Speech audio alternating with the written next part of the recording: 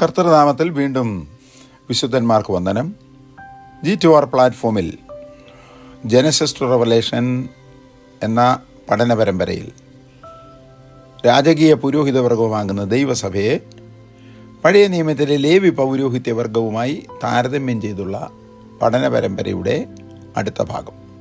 അവരുടെ ജനനമുറ ഒന്നാമത് ചിന്തിച്ചു, രണ്ടാമത് ഏത് സ്ത്രീയിൽ കൂടെ ജനിച്ചു എന്നുള്ള മുറ പഠിച്ചു, മൂന്നാമത് മിസ്രൈമിൽ വന്ന ശേഷം യാക്കോബ് മക്കളെ അനുഗ്രഹിച്ച ഓർഡർ പഠിച്ചു, നാലാമത് മോശയുടെ ജീവിതാവസാനം ഗോത്രമായി താൻ അവരെ എങ്ങനെ അനുഗ്രഹിച്ചു അത് ചിന്തിച്ചു, അഞ്ചാമത് ഇതിനിടയിൽ വംശാവലി സംഖ്യാപുസ്തകത്തിൽ അവരുടെ പാളയം പുറപ്പെടുന്നതിന് മുൻപ് വീണ്ടെടുപ്പ് വില കൊടുത്ത് ഗോത്രമായി ഓരോരുത്തരുടെയും ഓരോ ഗോത്രത്തിൻ്റെയും ഓർഡർ പഠിച്ചു.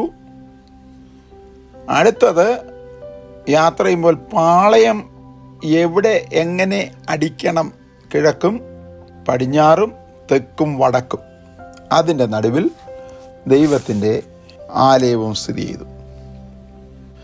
ഇസ്രായേൽ ജനങ്ങൾ മിസ്രൈമിൽ നിന്ന് പുറപ്പെട്ട് വാഗ്ദത്ത ദേശത്ത് ഉള്ള യാത്രയിൽ മരുഭൂമിയിൽ വന്ന് സീൻ മരുഭൂമിയിൽ താമസം ആരംഭിച്ച് 1 സംവത്സരം കൊണ്ടാണ് പെട്ടകം പണിതത്. കൃപാസനം ഉൾപ്പെടെയുള്ള സമാഗമന കൂടാര ഉപകരണങ്ങൾ പണിത്. അത് പണിത് 40-ാം അധ്യായം പുറപ്പാട് പുസ്തകത്തിൽ കാണുന്നത് പോലെ അതിൻ്റെ ക്രമീകരണമെല്ലാം വരുത്തി പ്രതിഷ്ഠിച്ച ശേഷം അവർ യുദ്ധസന്നദ്ധരായി പുറപ്പെടുകയാണ്. യാത്ര, അതിൽ അണിവകുപ്പ് ഏത് ഓർഡറിലാണ് അവർ യാത്ര ചെയ്തത് എന്ന് ഒന്ന് ശ്രദ്ധിക്കുന്നത് നന്നായിരിക്കും. അവരുടെ യാത്രയും അവരുടെ മാർച്ചും, അതായത് അണിവകുപ്പും ഒക്കെ കണ്ടാൽ ഇത്രയും ക്രമീകരിക്കപ്പെട്ട ഒരു യാത്ര ഭൂലോക ചരിത്രത്തിൽ ഒരു ജനത്തിനും ഉണ്ടായിട്ടില്ല. അവർ യാത്ര ചെയ്ത മരുഭൂമി ഊഷര മരുഭൂമിയാണ്. സ്തോത്രം. കോൺക്രീറ്റ് റോഡോ അല്ലെങ്കിൽ വരവരച്ച പാതകളോ ഇല്ല. പക്ഷേ അവരുടെ യാത്ര ചന്തമായുള്ള നടകൊള്ളലായിരുന്നു. അതിനുള്ള മാർഗനിർദ്ദേശം ദൈവം കൊടുത്തു. അതുകൂടെ ഒന്ന് ശ്രദ്ധിക്കുന്നത് നന്നായിരിക്കും. അതും ആത്മീയ കോളത്തിൽ രാജകീയ പുരോഹിതവർഗത്തിന് പഠിക്കേണ്ട ഒരു വിഷയം ആണ്. സംഖ്യാപുസ്തകം 10-ാം അധ്യായത്തിൻ്റെ 11 മുതൽ 33 വരെയുള്ള വാക്യങ്ങളാണ് അതിന് ആധാരം. അവർ മിസ്രൈമിൽ നിന്നും യാത്ര തിരിച്ചതിൻ്റെ 3-ാം മാസത്തിൽ അതേ ദിവസം രഫീദീമിൽ എത്തി മരുഭൂമിയിൽ പാളയം ഇറങ്ങി. അവിടെ വെച്ച് കൽപ്പനകൾ, പ്രമാണങ്ങൾ, സമാഗമന കൂടാര നിർമ്മിതിയുടെ നിർദ്ദേശങ്ങൾ എന്നിവ പ്രാപിച്ചു. ഇതിൻ്റെ ഇടയിലാണ് പുറപ്പാട് പുസ്തകം 32-ാം അധ്യായത്തിൽ കാണുന്ന വിഗ്രഹാരാധനയും കാളക്കുട്ടിയെ നമസ്കരിക്കുന്നതും ഒക്കെ കാണുന്നത്. അനന്തരം അവിടെ പാർത്തുകൊണ്ട് സമാഗമന കൂടാരത്തിൻ്റെ പണിയൊക്കെയും തീർത്തു. പുറപ്പാട് പുസ്തകം 39-32. ശ്രദ്ധിക്കണം, രഫീദീമിൽ വെച്ച് മലയുടെ മുകളിൽ കയറി 40 ദിവസം ആയിട്ടും മോശെ വരാത്തത് കൊണ്ടാണ് അവരുടെ മുൻപിൽ നടക്കേണ്ടതിനൊരു കാളക്കുട്ടിയെ തീർത്ത് ആരാധിച്ചത്. സമാഗമന കൂടാരത്തിൻ്റെ പണി ആരംഭിച്ചത് സ്തോത്രം കണ്ടു നമ്മൾ. കൽപ്പനകൾ, പ്രമാണങ്ങൾ, സമാഗമന കൂടാരത്തിൻ്റെ നിർദ്ദേശങ്ങൾ എന്നിവ 3-ാം മാസത്തിൽ 90-ാം ദിവസത്തിലാണ് പ്രാപിച്ചത്. അപ്പോൾ കണക്ക് മനസ്സിലാക്കണം. പണി തീർത്ത സമാഗമന കൂടാരത്തിൻ്റെ ഉപകരണങ്ങൾ 2-ാം സംവത്സരം 1-ാം മാസം 1-ാം തീയതി മരുഭൂമിയിൽ വെച്ച് നിവർത്തി. പുറപ്പാട് പുസ്തകം 40-ാം അധ്യായം 17 മുതൽ 38 വരെയുള്ള വാക്യങ്ങൾ. അപ്പോൾ സമാഗമന കൂടാരം പണിയുവാൻ ഏകദേശം 1 സംവത്സരം അവർ എടുത്തു. ദൈവത്തിന് സ്തോത്രം. അവർ മിസ്രയീം ദേശത്തു നിന്ന് പുറപ്പെട്ടതിൻ്റെ 2-ാം സംവത്സരം 1-ാം മാസം അവർ പെസഹ ആചരിച്ചു.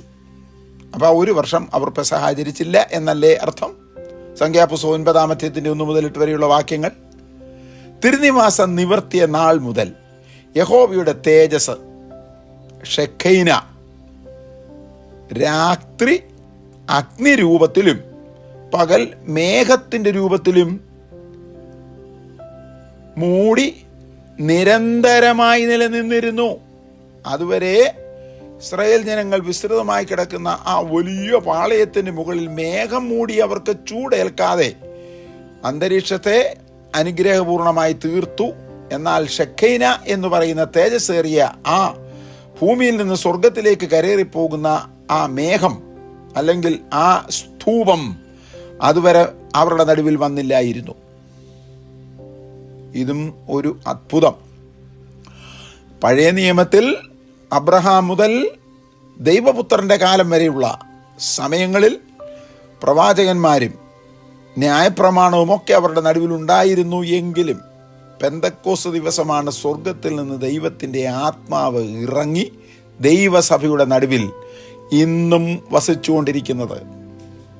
മേഘം തിരുനിവാസത്തിന്മേൽ നിലനിൽക്കുമ്പോൾ അവർ പാളയം അടിച്ച് താമസിക്കും. എങ്ങോട്ടും മൂവ് ചെയ്യാതിരിക്കുമ്പോൾ പാളയം അടിച്ച് താമസിക്കും. അപ്പോൾ മൂവ് ചെയ്യാതിരിക്കുന്നതാണ് അതിൻ്റെ അടയാളം. ഇന്നും അങ്ങനെ തന്നെ ഇറങ്ങി വന്ന പരിശുദ്ധാത്മാവ് ഇന്ന് ഭൂമിയിൽ വ്യാപരിച്ചുകൊണ്ടിരിക്കുന്നു. അതുവരെ ദൈവസഭ ഇവിടെയുണ്ട്. എന്നാൽ കൂടാരത്തിൻ്റെ മുകളിൽ നിന്ന് യഹോവയുടെ തേജസ് ആകുന്ന മേഘം ഷെഖൈന പൊങ്ങി യാത്ര ചെയ്യുന്ന ദിശയനുസരിച്ച് അവർ ഗോത്രമായ യഹോവയുടെ കൽപ്പന അനുസരിച്ച് യാത്ര ആരംഭിക്കുകയും മേഘം നിൽക്കുന്നിടത്ത് കൂടാരം അടിച്ച് താമസിക്കുകയും ചെയ്യും. താമസമിന പരിശുദ്ധാത്മാവ് മേഘം പോലെ ഇറങ്ങി വന്ന് മുറിയിൽ നിറച്ച പരിശുദ്ധാത്മാവ് ഇവിടെ നിന്ന് സ്വർഗത്തിലേക്ക് തിരികെ പോകും. പൗലോസ് തെസ്സലോനിക്കർക്ക് എഴുതി 2-ാമത്തെ അധ്യായത്തിൻ്റെ 2-ാമത്തെ വാക്യത്തിൽ കാണുന്നത് പോലെ ഇന്ന് മൃഗത്തിൻ്റെ പ്രത്യക്ഷത വരുവാൻ അനുവദിക്കാതെ വണ്ണം തടുക്കുന്ന പരിശുദ്ധാത്മാവ്, തടുക്കുന്നവൻ ഏത് ശുശ്രൂഷയ്ക്ക് വേണ്ടി പരിശുദ്ധാത്മാവിനെ പിതാവും പുത്രനും ചേർന്ന് ഇവിടെ അയച്ചോ ആ ശുശ്രൂഷ തീർക്കുമ്പോൾ ഇവിടെ നിന്ന് പോകും. ശുശ്രൂഷയ്ക്ക് വേണ്ടി വന്ന പരിശുദ്ധാത്മാവ് പോകുമ്പോൾ ശുശ്രൂഷിക്കപ്പെടുന്ന ദൈവസഭയും കൂടെ പോകും. അതുവരെ ദൈവസഭ ഇവിടെയുണ്ട്. ദൈവസഭ ഇവിടെ ഉള്ളത് പരിശുദ്ധാത്മാവ് ഉള്ളിടത്തോളം കാലം മാത്രം. ഒരു സ്ഥലത്ത് എത്ര നാൾ താമസിക്കണമെന്ന് നിശ്ചയിക്കുന്ന ദൈവമത്രേ. ഏത്? ഒരു പാളയം ഒരു സ്ഥലത്ത് നിരന്തരമായി താമസിക്കുന്ന എത്ര നാൾ ആകുന്നുവെന്ന് മോശയോടോ അഹറോനോടോ വെളിപ്പെടുത്തിയിട്ടില്ല. എങ്കിൽ പരിശുദ്ധാത്മാവെന്ന തൃത്വത്തിൽ മൂന്നാമൻ ഈ ലോകത്തിൽ എത്ര നാൾ താമസിക്കണം, വസിക്കണം, സഭ എത്ര നാൾ ഇവിടെ ഉണ്ടായിരിക്കണം എന്ന് ആരെയും ദൈവം ഇതുവരെ അറിയിച്ചിട്ടില്ല, ഇനിയും അറിയിക്കുകയുമില്ല. ആരെങ്കിലും അത് വെളിപ്പെട്ടു വന്നു എന്ന് പറഞ്ഞുകൊണ്ട് ഇവിടെ നടന്നവർ മുഴുവൻ ശപിക്കപ്പെട്ടവരായി തീർന്നുവെങ്കിൽ ഇനിയും പരിശുദ്ധാത്മാവ് ഇവിടെ നിന്ന് ഇത്രാം തീയതി പോകും, ദൈവസഭ ഇത്രാം തീയതി ഇവിടെ നിന്ന് എടുക്കപ്പെടും എന്നൊക്കെ പറഞ്ഞ് തെറ്റായി കണക്ക് കൂട്ടുന്നവരും പഠിപ്പിക്കുന്നവരും അതിനെ അനുഗമിക്കുന്നവരും ഉണ്ടെങ്കിൽ അവർ ശപിക്കപ്പെട്ടവരാകും. അവരുടെ കണക്ക് കൂട്ടലുകളല്ല ദൈവത്തിൻ്റെ കണക്ക് കൂട്ടലുകൾ. ദൈവത്തിൻ്റെ കണക്ക് കൂട്ടലുകൾ മനുഷ്യദൃഷ്ടിയിൽ മറഞ്ഞിരിക്കുന്നു എന്നുള്ളത് മറക്കരുത്. ഒരു സ്ഥലത്ത് പാളയം എത്ര നാൾ താമസിക്കണമെന്നും ഷെഖൈന കൃപാസനത്തിന്റെ മുകളിൽ എത്ര നാൾ നിലനിൽക്കണമെന്നും യഹോവയാകുന്ന ദൈവം മാത്രമാണ് അറിയുന്നത്. എങ്കിൽ കർത്താവ് വരുന്ന സമയത്തെക്കുറിച്ച് 500 പേർ ഒന്നിച്ചു കൂടി നിൽക്കുന്ന സദസ്സിൽ വെച്ച് അപ്പസ്തല പ്രവൃത്തി 1-ാം അധ്യായത്തിൽ ചോദിച്ചപ്പോൾ പുത്രൻ പറഞ്ഞത്, പിതാവ് തൻ്റെ അധികാരത്തിൽ വെച്ചിരിക്കുന്ന സമയങ്ങളെയോ കാലങ്ങളെയോ അറിയേണ്ടത് നിങ്ങൾക്കുള്ളതല്ല. സ്തോത്രം. പിന്നെ ആരാണ് അറിയുന്നത് എന്ന് എഴുതിയിട്ടുണ്ട്. പിതാവായ ദൈവം മാത്രം അറിയുന്ന ഒരു ദിവസമുണ്ട്. അത് സന്ധ്യയോ ഉഷസോ രാത്രിയോ ആകാം, ഏത് നിമിഷവും വരാം. അർദ്ധരാത്രിയിൽ ജനങ്ങൾ ഉറങ്ങുമ്പോഴായിരിക്കും പെട്ടെന്ന് 2 കാഹളങ്ങൾ മുഴങ്ങുന്നത്. ഉടൻ തന്നെ എടുത്ത് അവരുടെ പാളയത്തെ പൊളിച്ച് കെട്ടി മേഘം പോകുന്ന വഴിക്ക് പോകണമെങ്കിൽ ആത്മനിറവിൽ പറയട്ടെ, ഏത് നിമിഷത്തിൽ കാഹളം മുഴങ്ങും. തെസ്സലോനിക്കരുടെ ലേഖനം 1-ാമത്തെ ലേഖനം 4-ാമത്തെ 16-17 വാക്യങ്ങളിൽ കാണുന്ന പോലെ കാഹളം എപ്പോഴാണ് മുഴങ്ങുവാൻ പോകുന്നതെന്ന് നാം ആരും അറിയുന്നില്ല. അതുകൊണ്ട് ഏത് സമയത്ത് മനുഷ്യപുത്രൻ വന്നാലും ഒരുങ്ങിയിരിക്കണം, അല്ലെങ്കിൽ തള്ളപ്പെട്ടു പോകും. സംഖ്യാപുസ്തകം 9-ാമത്തെ 15 മുതൽ 23 വരെയുള്ള വാക്യങ്ങൾ. മേഘം നിവസിക്കുന്ന സമയത്ത് ജനത്തെ കൂട്ടി യഹോവയുടെ ആലോചന ജനത്തെ അറിയിക്കുന്നത് വെള്ളി കൊണ്ടുള്ള അടിപ്പുപണിയായി ഉണ്ടാക്കിയ കാഹളം ഒരു തവണ ഊതിയും പാളയത്തെ പുറപ്പെടുവിക്കുന്നത് വെള്ളി കൊണ്ടുള്ള കാഹളം തന്നെ 2 പ്രാവശ്യം ധ്വനി മുഴക്കിയും ആയിരുന്നു. അപ്പോസ്തലപ്രവൃത്തി 2-ാം അധ്യായത്തിന്റെ 1-ാമത്തെ വാക്യത്തിൽ കൊടിയ മുഴക്കത്തോടുകൂടി ഇറങ്ങി വന്ന പരിശുദ്ധാത്മാവെന്ന ആ വലിയ കാര്യസ്ഥൻ ഇടിമുഴക്കത്തോടുകൂടെ രക്ഷ മുഴക്കിക്കൊണ്ട് ഈ ഭൂമിയിൽ വന്നു. ഇന്നും ദൈവകൃപയിൽ ആശ്രയിച്ച് വിശ്വസ്തരായി നിൽക്കുന്ന ദൈവദാസന്മാർ സുവിശേഷം എന്ന കാഹളം മുഴക്കി അവിടെയും ഇവിടെയും സഞ്ചരിക്കുന്നു. താമസം പിന്നെ 2-ാം കാഹളവും മുഴങ്ങും. അപ്പോൾ ദൈവസഭ ഇവിടെ നിന്ന് അപ്രത്യക്ഷപ്പെടും. കാഹളങ്ങൾ ഊതുന്ന പൂർണ്ണമായ ചുമതല പുരോഹിതന്മാർക്കായിരുന്നു എങ്കിൽ ഈ സുവിശേഷം എന്ന കാഹളം ഊതുന്ന ശുശ്രൂഷ ദൈവത്താൽ വിളിക്കപ്പെട്ട ദൈവദാസീദാസന്മാരല്ലാതെ വേറെ ആർക്കും അനുവദിച്ചിട്ടില്ല. അതുകൊണ്ട് യാക്കോബ് എഴുതി, നിങ്ങളിൽ ആർക്കും ശിക്ഷാവിധി വരാതിരിക്കേണ്ടതിന് നിയോഗിക്കപ്പെട്ട വിശുദ്ധന്മാർ മാത്രമേ ഈ ശുശ്രൂഷ ചെയ്യാവൂ. സംഖ്യാപുസ്തകം 10-ാമത്തെ 8-ാമത്തെ വാക്യമാണ് ഇപ്പോൾ ഞാൻ പറഞ്ഞത്. പാളയത്തിന്റെ അണിവകുപ്പ് അഥവാ മാർച്ചിന്റെ ക്രമീകരണം നോക്കുക.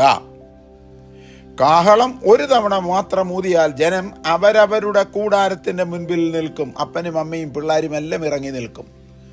കാഹളം ഊതുമ്പോൾ കൂടാരത്തിന്റെ ഉള്ളിൽ ആരും ഇല്ല എങ്കിൽ ദൈവസഭയിൽ ഇന്നും എന്നും നടക്കുന്ന ഏത് യോഗങ്ങളിലും ഒരു കാരണവശാലും ഒഴിവ് കഴിവ് പറഞ്ഞ് മാറി നിൽക്കരുത്, സഭായോഗത്തെ അലക്ഷ്യമാക്കരുത് എന്ന് പൗലോസ് ശ്ലീഹ ധന്യൻ ചൊല്ലി ദേവം നിങ്ങളെ ഞങ്ങൾ അറിയിച്ചതൊഴിച്ചിങ്ങൊരുവൻ വന്ന് വേറൊരു സുവിശേഷം അറിയിച്ചാൽ അവൻ ശപിക്കപ്പെട്ടവൻ.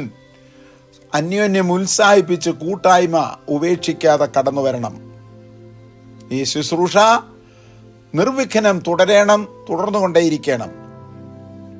അപ്പോൾ മൂപ്പന്മാർ കൂടാരത്തിന്റെ മുൻപിൽ സമാഗമന കൂടാരത്തിന് ചുറ്റും കൂടി വന്നു. യഹോവയുടെ അരുളപ്പാടുകൾ ലഭിച്ചിരിക്കുന്ന പുരോഹിതൻ കേട്ട അരുളപ്പാട് എന്താകുന്നു എന്ന് അവരെ അറിയിച്ച ശേഷം കേട്ട ഗോത്രത്തലവന്മാരും ഗ്രഹനാഥന്മാരും ദൈവാലോചന അറിയുന്നു. ഇത് ഒരു നിഴൽ. ഇന്ന് കാഹളം പോലെ ദൈവശബ്ദം ഉയർത്തി ദൈവാലോചനകൾ ലോകം എങ്ങും ഉള്ള എല്ലാ മനുഷ്യരെയും പ്രഘോഷിച്ചു കേൾപ്പിക്കുന്നു എന്നുള്ളതാണ് ഇതിൻ്റെ അർത്ഥം. അത് പെരുവഴിയിലാകട്ടെ, സഭയ്ക്കുള്ളിലാകട്ടെ, വീട്ടിലെ കോട്ടേജ് മീറ്റിങ്ങുകളിലാകട്ടെ, ചുമതല കൊടുക്കപ്പെട്ടിരിക്കുന്ന ദൈവദാസന്മാർ ദൈവവചനം ഘോഷിക്കുന്നു. അതാണ് 1-ാം കാഹളത്തിൽ അവർ ചെയ്തതിൻ്റെ പൊരുൾ. എന്നാൽ കാഹളം 2 തവണ ധ്വനിച്ചാൽ മേഘം കാണിക്കുന്ന ദിശ നോക്കി പാളയം പുറപ്പെടുന്നു. ഇവരെല്ലാവരും എവിടേക്ക് എപ്പോൾ യാത്ര പുറപ്പെടണമെന്ന് 1-ാം കാഹളനാദത്തിൽ കേട്ടവർ ആകയാൽ 2-ാം കാഹളനാദം എപ്പോൾ മുഴങ്ങുന്നുവോ അപ്പോൾ യാത്ര പുറപ്പെടേണ്ടതിനുള്ള ഒരുക്കത്തോടുകൂടെ തന്നെയാണ് അവരുടെ താമസവും കൂടാരങ്ങളും എന്ന് മറന്നു പോകരുത്. അവർ സമയത്തും അസമയത്തും ഒരുങ്ങിയിരുന്നു. അതുകൊണ്ട് തന്നെയാണ് വിശുദ്ധ പൗലോസ് തിമോഥെയോസിന് എഫെസോസിലെ ബിഷപ്പിന് എഴുതിയത്, സമയത്തും അസമയത്തും ഒരുങ്ങി നിൽക്കുക. അത് രാത്രിയിലോ പകലിലോ സന്ധ്യയ്ക്കോ അർദ്ധരാത്രിയിലോ എപ്പോൾ വേണമെങ്കിലും ഊതപ്പെടാം എന്നതുപോലെ തന്നെയാണ് ഈ സുവിശേഷ ഘോഷണം എന്ന കാഹളത്തിന്റെ ശബ്ദം കേട്ടുകൊണ്ടിരിക്കുന്ന ആത്മീയ മരുഭൂമിയിൽ ജീവിക്കുന്ന ദൈവസഭയ്ക്കായി മുഴങ്ങുവാൻ പോകുന്നത് മധ്യാകാശത്തിൽ എന്ന് മറക്കരുത്. അവിടെ 2 കാഹളങ്ങൾ മുഴങ്ങും. അതായത് കർത്താവിൻ്റെ ഗംഭീരനാദവും പ്രധാന ദൂതന്റെ ശബ്ദവും. 2 കാഹളങ്ങൾ.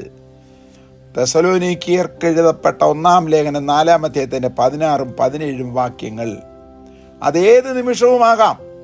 മത്തായി സുവിശേഷം 24-ാം അധ്യായം 40-41 മർക്കോസ് എഴുതിയ സുവിശേഷം 13-ാം 31-37, ലൂക്കോസ് എഴുതിയ സുവിശേഷം 17-ാം 24.